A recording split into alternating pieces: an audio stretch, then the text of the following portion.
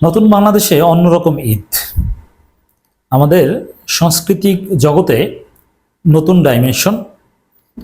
একই সাথে ঈদের পর হঠাৎ করেই রাজনীতিতেও নতুন সমীকরণ আসছে। বিবিসি বাংলার একটা রিপোর্টে সেটাই উঠে এসেছে। দর্শক, এই বিষয়টা আমি আশা করি বেশ কয়েকটা আলোচনায় আপনাদেরকে বোঝাতে পেরেছি যে সত্যিকার অর্থে আমাদের এই বাংলাদেশ নতুন বাংলাদেশ, দ্যাট মিনস 5 আগস্ট আমরা দ্বিতীয়বার স্বাধীন হয়েছি। সেটা ঈদ উদযাপনের ধরন দেখে আপনারা বুঝছেন। আমরা এতদিন সাংস্কৃতিক গোলামির মধ্যে ছিলাম, এখন আমরা স্বাধীন হয়েছি। মুসলিম কালচার আমরা রাষ্ট্রীয় পৃষ্ঠপোষকতায় জনপরিসরে আমরা প্র্যাকটিস করতে পারছি, সেগুলো রিভাইভ হচ্ছে। এর মধ্যে রাজনীতিতেও নতুন আবহ আমরা লক্ষ্য করছি।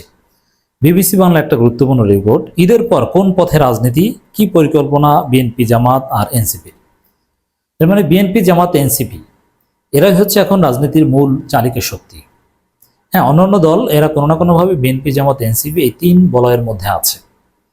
বিবিসি বাংলার এই রিপোর্ট অত্যন্ত গুরুত্বপূর্ণ। বাংলাদেশে এবারের ঈদ উল ফিতর পালিত হচ্ছে নতুন রাজনৈতিক বাস্তবতায়। বিএনপি, জামাতের মতো পুরনো রাজনৈতিক দলগুলোর নেতাকর্মীরা নিজ নিজ এলাকা চষে বেড়াচ্ছেন, পিছিয়ে নেই সদ্যগঠিত দল এনসিপিও। তবে এবার মাঠে কোনো সরকারি দল নেই, এটা একেবারেই একদম রাজনীতিতে একটা নতুন আবহ। কোনো সরকারি দল নেই, তবে এদেশের আপামর জনসাধারণ এক্সেপ্ট কিছু ভারতীয় দালাল, তারা ডক্টর ইউনূস সরকারকে ওন করে, সরকারকে নিজেদের মনে করে। জনগণ এবং সরকারের এই আত্মিক সম্পর্ক, এটা রাজনীতিতে কালচারে একটা নতুন আবহ, এটা অতীত কখনো হয়নি। বিবিসি বাংলার রিপোর্টে এটা উঠে এসেছে। কিন্তু ক্ষমতাচ্যুত আওয়ামী লীগের শীর্ষ নেতাদের পাশাপাশি তৃণমূল অনেক নেতাকর্মী আত্মগোপনে কিংবা এলাকা থেকে দূরে রয়েছেন, তারা প্রকাশ্যে ঈদ করতে পারেনি। এদিকে 5ই আগস্ট গণঅভ্যুত্থানের পর সময় যতই গড়িয়েছে, অভ্যুত্থানের পক্ষগুলোর মধ্যে ততই বিভিন্ন ইস্যুতে মতভেদ স্পষ্ট হচ্ছে। মতভেদ এমন জায়গায় এসে দাঁড়িয়েছে যে রমজান মাস জুড়ে ইফতার পার্টিগুলোতে বিভিন্ন দলের নেতারা পরস্পর বক্তব্য দিতে দেখা গেছে। শুধু পরস্পর বিরোধী বক্তব্য নয়, জামাত ইসলামের অনেকগুলো ইফতার মাহফিলে, আমি নিজে প্রায় 12টা ইফতার মাহফিলের তালিকা পেয়েছি এবং বিশ্লেষণ করেছি যে বিএনপি সন্ত্রাসীরা জামাতের ইফতার মাহফিলে হামলা করেছে। এমনকি এনসিপির ইফতার মাহফিলেও বিএনপি হামলা করেছে। রমজান মাসেও এনসিপি নেতাদের উপর নানানভাবে বিএনপি হামলা করেছে। আব্দুল হান্নান মাসুদের উপর হামলাও আপনারা দেখেছেন। তো রাজনীতিতে মতবিরোধ স্পষ্ট, তবে এই মতবিরোধ এখন মৌলিক পয়েন্ট একটা হচ্ছে ভারতের পক্ষের শক্তি, আর একটা হচ্ছে ভারতের বিপক্ষের শক্তি। মতভেদ এখন এমন জায়গায় এসে দাঁড়িয়েছে। অবশ্য পাল্টাপাল্টি বক্তব্য দিতে দেখা গেল বেশ কয়েক বছর ধরে এবারেই একে অন্যকে ইফতারের আয়োজনে আমন্ত্রণ জানিয়েছে বিভিন্ন দলের নেতারা, এবং তারা নিজেরা অংশ নিয়েছে অন্য দলের ইফতারে। না, এটা তো গত বছর হয়েছিল। বরং জামাতের ইফতারে বিএনপি যথাযথ সাড়া দেয়নি। একজন পাঠিয়েছে, 2জন লোক পাঠিয়েছে, অথচ উচিত ছিল খালেদা জিয়া কিংবা তারেক রহমান নিজে জামাতের ইফতার মাহফিলে পার্টিসিপেট করবেন, হোক সেটা ভার্চুয়ালি। অতীতে খালেদা জিয়া নিজে সবসময় জামাতের ইফতার মাহফিলে প্রধান অতিথির আসনে বসতেন। এখন ঈদের পর দেশের রাজনীতি, নির্বাচন এবং সংস্কার ইস্যুতে দলগুলোর মতভেদ বড় আকারের সামনে চলে আসতে পারে বলে এমন ধারণা পাওয়া যাচ্ছে। হ্যাঁ, ঈদের পরে রাজনীতি একটা ফাটাফাটি হবে বিটুইন হুম, বিএনপি ভার্সেস জনগণ, বিএনপি ভার্সেস অল, মানে বিএনপি মার খাবে। তবে বিএনপি একটু টেস্ট করে দেখবে, প্রথমে ডক্টর ইউনূসের বিরুদ্ধে বলে মাঠে নেবে, তারপরে যদি দেখবে অবস্থা খারাপ, পেটানে খাওয়া লাগবে, তারপরে বিএনপি আবার বলবে যে সামনের ঈদের পর আন্দোলন, কোরবানি ঈদের কথা বলবে, কোরবানি ঈদের পরে বলবে যে বৃষ্টির পর, ইত্যাদি ইত্যাদি। দলভেদে কোনো কর্মসূচি আসবে কিনা তা নিয়েও রাজনীতির অঙ্গনে আলোচনা হচ্ছে। আপনারা জানেন যে ঈদের আগের দিন মির্জা ফখরুল বলেছেন যে তারা প্রয়োজনে রাজপথে নামবেন, এমনকি জোটগতভাবে এটা নামতে পারে। অবশ্য জোটের কেউ এখানে আসার সম্ভাবনা নেই। বিএনপি, জামাত আর এনসিপির বিভিন্ন সারি নেতাদের সঙ্গে বিবিসি কথা বলে জানতে পেরেছে, ঈদের সময়টা কাজে লাগাতে নির্বাচনী প্রচারণার মতো করে প্রচেষ্টা চালিয়েছে বড় দলগুলোর নেতাকর্মীরা। কোনো রাজনৈতিক দলের পক্ষ থেকে সেভাবে তৎপরতা থাকতে বলা হয়েছে তৃণমূল কর্মীদের, সব দলের পক্ষ থেকেই। নির্বাচনের দিন তারিখ প্রশ্নে আলোচনা। সাম্প্রতিক কয়েক সপ্তাহে রাজনৈতিক প্রধান আলোচ্য বিষয়ে দেশে আগামী নির্বাচনের দিন তারিখ কবে ঘোষণা করা হবে। রোজার মধ্যে নানানভাবে নিজেদের উপস্থিতি জারি রাখার চেষ্টা করেছে রাজনৈতিক দলগুলো। এর মধ্যে জামাত ইসলামী ও এনসিপি জোর দিয়ে এসেছে রাষ্ট্র সংস্কার এবং জুলাই আগস্টের নিপীড়নের দায়ে আওয়ামী লীগের বিচারের দাবিতে। তাহলে বুঝতে পারছেন, আওয়ামী লীগের বিচার কারা চায় এবং রাষ্ট্র সংস্কার কারা চায়? জামাত, এনসিপি। আর কারা চায় না? বিএনপি। এটা বিবিসি বাংলার রিপোর্টে উঠেছে। আর দ্রুত নির্বাচন চায় কারা?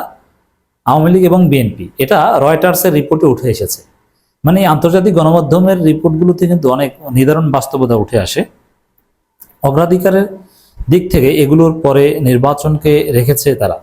অন্যদিকে বিএনপির কর্মসূচিগুলোতে দ্রুত একটি জাতীয় নির্বাচনের প্রয়োজনীয়তা আলোচিত হয়েছে বারবার। সম্প্রতি স্বাধীনতা দিবস উপলক্ষে জাতির উদ্দেশ্যে দেওয়া ভাষণে প্রধান উপদেষ্টা অধ্যাপক মোহাম্মদ ইউনূস বলেন, নির্বাচনের ব্যাপারে আমি আগেও বলেছি, আবারও বলছি, এবছর ডিসেম্বর থেকে আগামী বছর জুনের মধ্যে নির্বাচন হবে।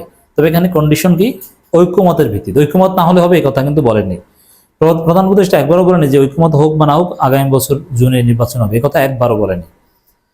কিন্তু তারা বক্তব্যে অন্যতম প্রধান রাজনৈতিক দল বিএনপি হতাশা প্রকাশ করেছে। গত ডিসেম্বর থেকে তারা বিভিন্ন সময় নির্বাচন দিন তারিখ চাইছে। তো ঈদের পর দিন তারিখ বিষয়ে বা সুনির্দিষ্ট রোড ম্যাপের দাবিতে বিএনপি আন্দোলন করতে পারে এবং বিএনপি আন্দোলন করলেই রাজনীতিতে নতুন সমীকরণ আসবে, জনগণ বিএনপির বিরুদ্ধে ক্ষিপ্ত হয়ে উঠবে। অন্যদিকে জুলাই আগস্ট আন্দোলনে আরেক অংশীদার বাংলাদেশ জামাত ইসলামী নির্বাচন প্রসঙ্গে সরকারের অবস্থানের প্রতি সমর্থন ব্যক্ত করেছেন। তাহলে কি বোঝা যায়? বিএনপি দ্রুত নির্বাচনে জামাত তো রাজি হবে না, কারণ জামাত সরকারের অবস্থানে সমর্থন জানায়, এনসিপি জানায়। বিএনপি জামাতের মধ্যে এখানে কোনো মিলেই নাই, সেখানে ঐক্যমতের ভিত্তিতে জাতীয় নির্বাচন ডিসেম্বরের মধ্যে হবে, এটা হাস্যকর। দলের সেক্রেটারি জেনারেল মিয়া গোলাম পরোয়ার বিবিসি বাংলাকে বলেছেন, অধ্যাপক ইউনূসের বক্তব্য পূর্ণ আস্থা রাখতে চায় তার দল, অথচ রাষ্ট্রের সামগ্রিক সংস্কারের প্রয়োজনীয়তা তুলে ধরে রাজনৈতিক কর্মসূচি নিয়ে মাঠে সক্রিয় থাকতে চায় গণঅভ্যুত্থান নেতৃত্বদানকারী দল জাতীয় নাগরিক পার্টি এনসিপি। বাংলাদেশের একজন রাজনৈতিক বিশ্লেষক অধ্যাপক সাব্বির আহমেদ বলেন, সার্বিক পরিস্থিতি থেকে ধারণা পাওয়া যায় বিএনপির প্রত্যাশা মতো ডিসেম্বর নির্বাচন হওয়ার সম্ভাবনা ক্ষীণ। তো বুঝতে পারছেন, আমরা যে বারবার বলছি, শুধু আমরা না, বিবিসি বাংলার রিপোর্টে উঠে আসে যে ডিসেম্বরের মধ্যে নির্বাচন হওয়া সম্ভব নয়। তাহলে বিএনপি যে নাশকতার হুমকি দিয়েছে যে ডিসেম্বরের মধ্যে নির্বাচন না হলে দেশে বিশৃঙ্খলা হবে, অস্থিতিশীলতা, মানে তারা অস্থিতিশীলতা করবে, এ ব্যাপারে আমাদের সতর্ক থাকতে হবে, সজাগ থাকতে হবে। ফলে চাপ তৈরি কৌশল হিসেবে বিএনপি মাঠে থাকতে পারে, কিন্তু পরিস্থিতি অস্থিতিশীলতার দিকে গড়ায় এমন কোন কর্মসূচি দিকে হয়তো তারা দিতে চাইবে না, ঈদের পর আন্দোলন করবে। রোডম্যাপের জন্য কর্মসূচির কথা ভাবছে বিএনপি। এই কর্মসূচি দিলে বিএনপি আত্মহত্যার দিকে আরো এক ধাপ এগিয়ে যাবে। ওই কর্মসূচি দেওয়া মানে ডক্টর ইউনূসের বিরুদ্ধে কর্মসূচি দেওয়া, সরকার বিরোধী কর্মসূচি। সরকারের বিরুদ্ধে রাজনীতি করলে এই মুহূর্তে কেউ টিকতে পারবে না। সময়ের শর্ত না, নিরপেক্ষ নির্বাচনের শর্ত জামাতের। এখানে একটা বিষয় স্পষ্ট, বিএনপি চায় ভাগ বটনা নির্বাচন, জামাত চায় নিরপেক্ষ সুষ্ঠু নির্বাচন। এজন্য জামাত সময়ের শর্ত দিচ্ছে না, ইটস ভেরি সিগনিফিকেন্ট। সংস্কারের পক্ষে মাঠে থাকবে এনসিপি। তো দর্শক, এখানে এনসিপি সংস্কারের পক্ষে মাঠে থাকবে, জামাত থাকবে, আর বিএনপি সংস্কার ঠেকাতে মাঠে থাকবে। এর মানে ঈদের পর রাজনীতি জমে উঠবে, কিছুটা সংঘাতমুখর হতে পারে, বিএনপিকে আমাদের মোকাবেলা করার প্রয়োজন হতে পারে। ক্রমশ বৈরিতার পথে হাঁটা দলগুলোর অবস্থান আগামীতে তৃণমূল রাজনীতির কিছুটা উত্তেজনা ছড়াতে পারে বলে মনে করছেন রাজনৈতিক বিশ্লেষক অধ্যাপক সাব্বির আহমেদ। এর মানে এটা ঈদের পর এরকম একটা উত্তেজনা ছড়াবে।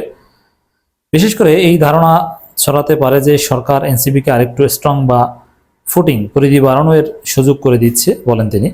আর যদি সরকার গুড ইন্টেনশন মানে ভালো মনোভাব আমলে নেওয়া হয়, তাহলে অর্থাৎ যথার্থ অর্থেই তারা কিছু রিফর্ম করতে চাচ্ছেন, তাহলে নির্বাচন ডিসেম্বর নাগাদ করা কঠিন, কারণ ন্যূনতম সংস্কার ও ঐক্যমতে পৌঁছানোর চ্যালেঞ্জ উত্তরানো সহজ হবে না, এটা বলছেন সাব্বির আহমেদ। ফলে বিএনপি একটা চাপ ধরে রাখতেই চাইবে, তিনি মনে করেন। অন্যদিকে জামাতের ভোটের সংখ্যা বা জনসমর্থনে নির্বাচনের সময়সীমা বিশেষ ফারাক তৈরি করবে না, তাই তাদের উদ্বেগের কিছু নেই।